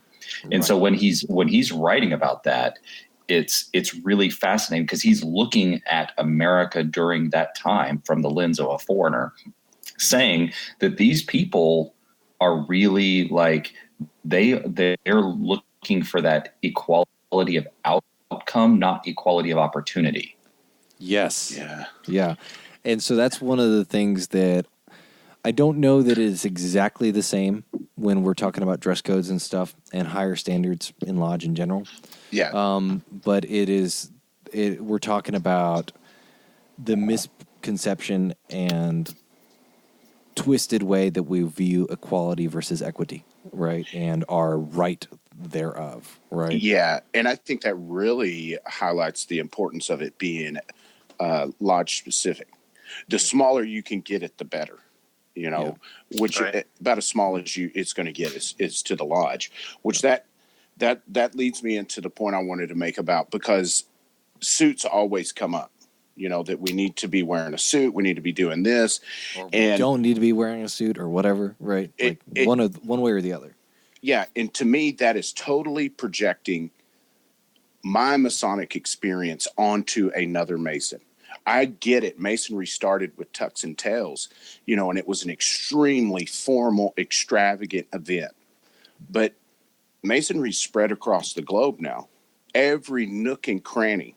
And you can drive from one part of Texas, take Dallas and Tarrant County, for example. I know you guys know there is a cultural difference in what is formal dress in Dallas and Fort Worth. Boots versus dress shoes.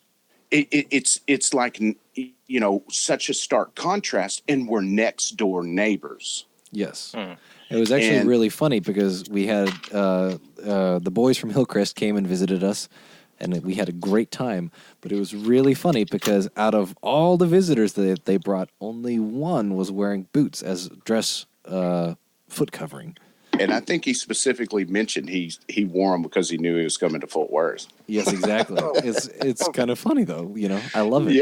Yeah. Well, right, but I mean, like if I visited a lodge in the Philippines, I would wear the barong tagali because that's what's considered formal wear there. But if you have a lodge where you do have that beach degree and you say, I want you to wear shorts, flip-flops, and a Hawaiian shirt, I am going to do my best to show up in shorts, flip-flops, and a Hawaiian shirt because that is the expectation. And I think that's the difference. And here's where the rub really gets me, because I spent some of my childhood in deep East Texas and smaller communities, because it's not just East Texas, it's all over Texas, that there are very small communities to where a good pair of overalls is dressing up, Jack. And when people say you wear what you wear to a job interview or to a funeral, have never been to a job interview or a funeral in that part of Texas. Or in my family. Yeah, because you're more, if you don't wear overalls to the job interview, they're going to tell you to go buy some. Yep. That kind of deal. So I've seen pictures of lodges where they all wear coveralls and a starched white shirt. That's like their uniform. Mm. And I don't know that they do it every time, but they do it like once a year or something. But it is a uniform, right? And it's their thing. And to me, that is absolutely their right, because that is what the culture of that area set as the standard. And for somebody in another area to say, hey, you're doing it wrong because you need to be wearing something else, whether it's usually suits, that's not right. No, Masonry. It's not. But it's also, that is the standard that they set for formal wear, right? So they say, hey, you're going to wear a starched white shirt and clean denim, and usually dark, like a darker denim, right? It's that rich blue. It's not that faded blue denim. It's the richer blue denim. And you say, hey, this is what we wear when we dress up, right? It's not what you wear to dress up. It's the fact that you, like I was saying earlier, right? It's not that we're requiring a specific thing. It's we're pushing for people to dress with intent. So if you say, hey, our formal wear, what we wear to church, what we wear to funerals, is starched white shirt and dress and blue jean overalls, then you are dressing with the intent that this is something you wear for formal occasions. If you're in Hawaii, and we've brought up the Hawaiian shirt as a beachwear before, it's technically called an aloha shirt, right? It's also, a Hawaiian shirt is the colloquial name for it. It's an aloha shirt. Aloha shirts are not just informal wear, but they serve as formal business attire in Hawaii, right? I don't know if it's as common anymore, but you'll go to business meetings where people are all wearing aloha shirts. Aloha shirts. Yeah. And that's the standard. That's what they say, hey, this is what we wear to church, business meetings, etc. If your lodge decides that blue jean pants and, just a white shirt are formal wear, and that's what you wear to church and funerals and to conduct business, then you're dressing with intent, right? It's not that we're asking everybody has to wear ties, everybody has to wear a suit, but be mindful.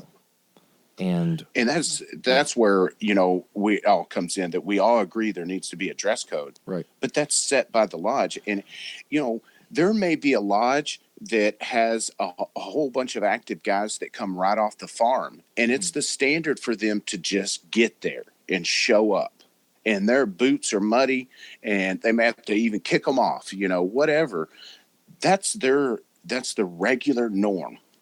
Who are we to say they're practicing any less of Masonry or getting any less out of it?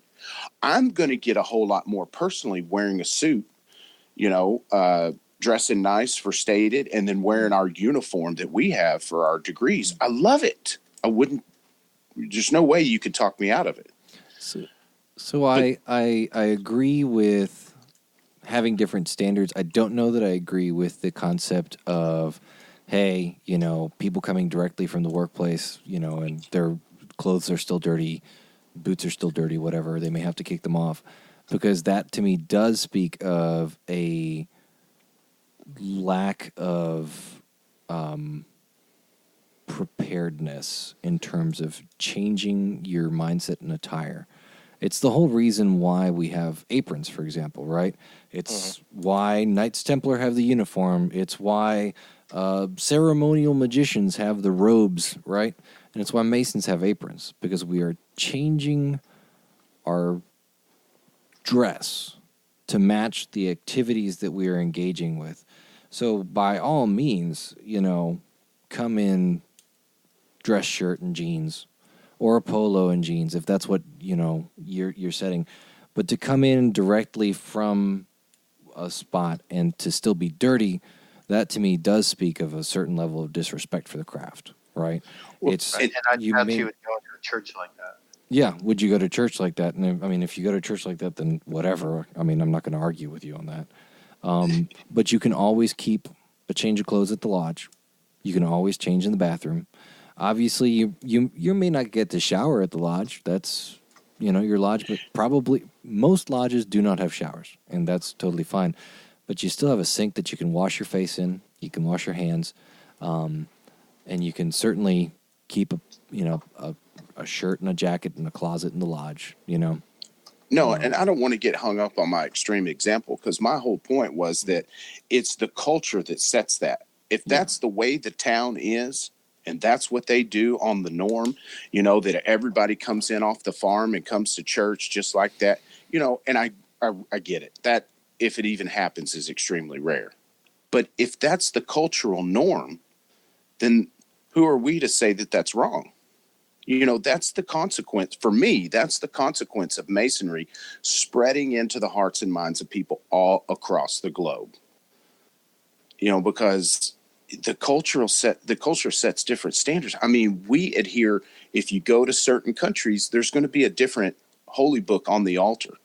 So Masonry's built to adhere to something as profound as religion. I think it can do it for what you're wearing. And I don't want to get hung up on extremes, because I'm not defending shorts and flip-flops here. Yeah. But it's the culture. So kind of a counter argument to that, right? And I like the example of the Holy Book, right? Because your faith is a really big deal. Mm-hmm. The difference is, though, that faith is much less universal than your ability to choose how you conduct yourself, right? And because barring certain circumstances, I would think most people can agree that you don't really choose what you believe when it comes to your faith. Like, that's something you feel deep in your heart.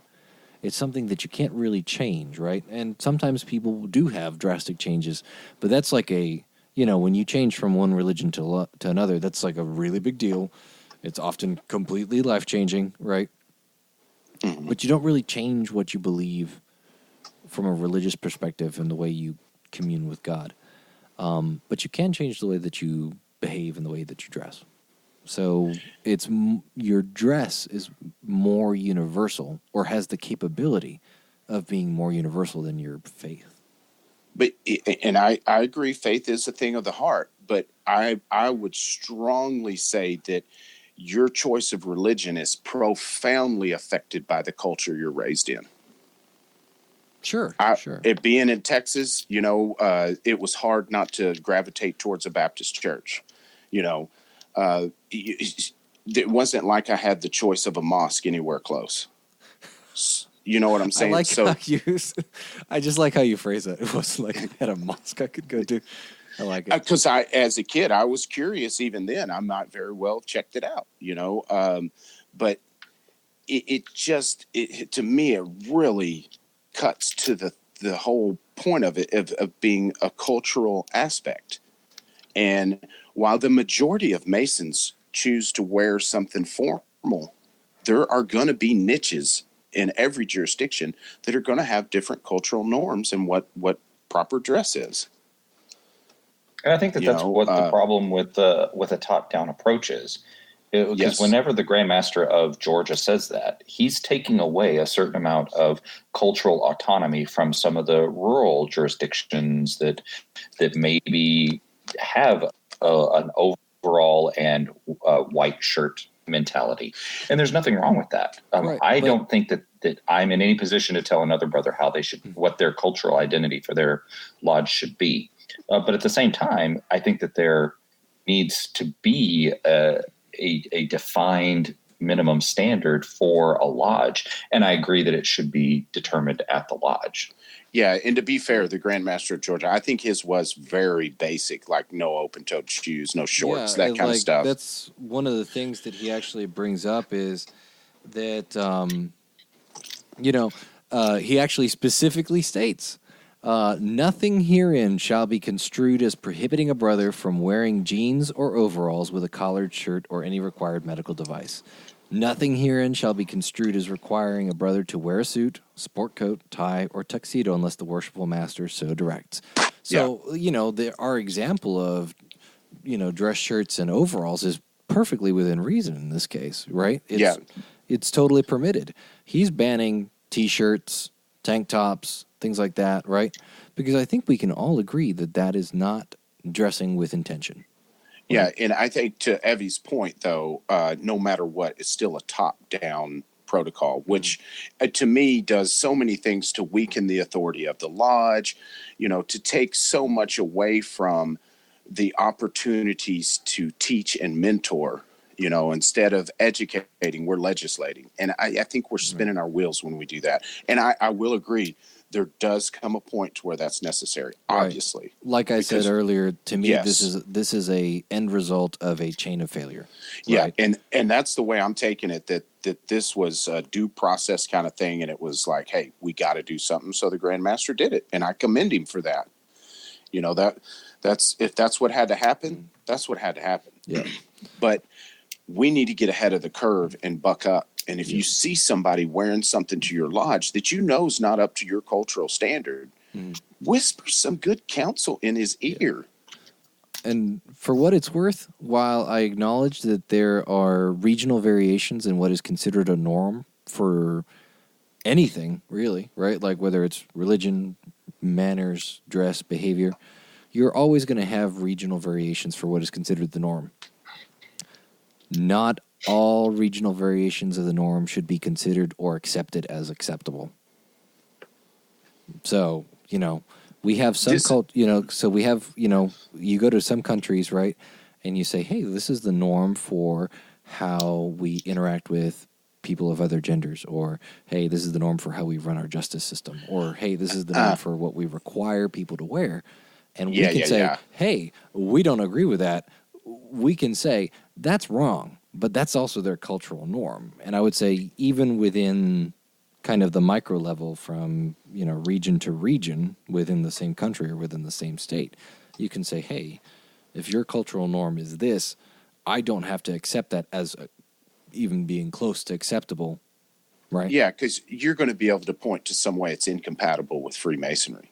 Because I can think of many examples of countries that treat women a certain way or do certain somethings where it's like, that's not what we teach at all. So even if you could do Freemasonry, it wouldn't be any good for you. Because it's going to be totally counter to what your culture teaches you. But so I don't know. Yeah. Regionalized moral norms are not always a standard for what should be acceptable in the greater whole. Anyway, that's kind of my thing. So, for sure. Well, I'm ready to wrap that up. Or you guys got anything else you want to add? I think we have sufficiently beat that dead horse. Yep. Yeah, buddy.